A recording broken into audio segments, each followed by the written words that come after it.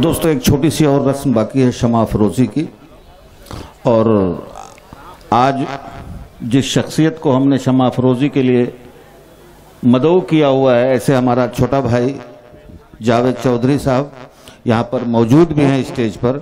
मैं जावेद चौधरी साहब से गुजारिश करूँगा कि बराए करम आज के मुशायरे की शमा अफरोज़ी कराएं ताकि मुशायरे का बाकायदा शुरुआत हो सके। जनाब जावेद चौधरी साहब, दोस्तों आपकी तालियां बजनी चाहिए जावेद साहब के लिए।